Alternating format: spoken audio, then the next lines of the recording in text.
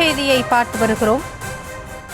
Montha புயல் சற்று வேகத்தை குறைத்திருப்பதாக அண்மை தகவல் கிடைக்கப்பட்டிருக்கிறது. முன்னதாக 17 கிலோமீட்டர் வேகத்தில் மோன்தா புயல் நகர்ந்து வந்தது.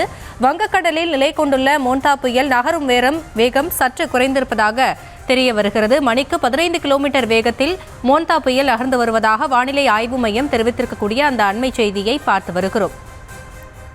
இது குறித்த விவரங்களோடு இணைகிறார் நம்முடைய செய்தியாளர் வெங்கட்ரமணன். வானிலை ஆய்வு மையம் தரப்பில் என்ன தெரிவிக்கப்பட்டிருக்கிறது, விவரங்கள்?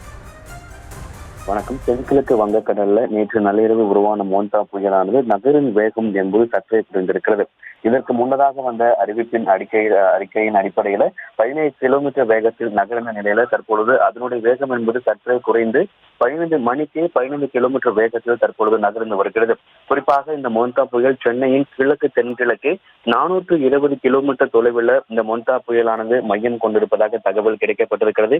ஏற்கனவே வானிலை ஆய்வு மையம் கொடுத்த அறிக்கையின் அடிப்படையில் நாளை காலை இந்த மோன்தா புயலானது தீவிர புயலாக வலுப்பெற்று நாளை மாலை அல்லது இரவு நேரங்களில் ஆந்திர பிரதேசம், ஒடிசா அருகே கரையை கடக்கக்கூடும் என தெரிவிக்கப்பட்டிருக்கிறது.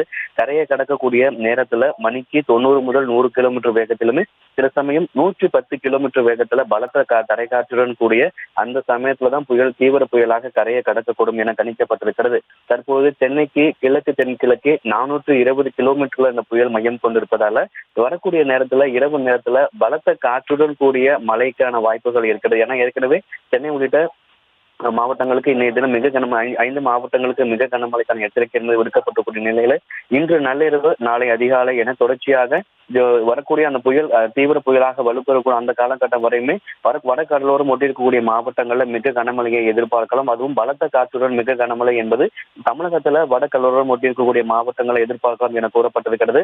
நாளை காலை தீவிர புயலாக வலுப்பெற்று நாளை மாலை மற்றும் இரவு நேரங்கள்ல ஒடிசா, ஆந்திர பிரதேச கரையை கடக்கக்கூடிய நிலையில தற்பொழுது இந்த மோன்தா புயலுடைய நகரும் வேகம் என்பது சற்றே குறைந்து மணிக்கு 15 கிலோமீட்டர் வேகத்தில் நகர்ந்து வருகிறது.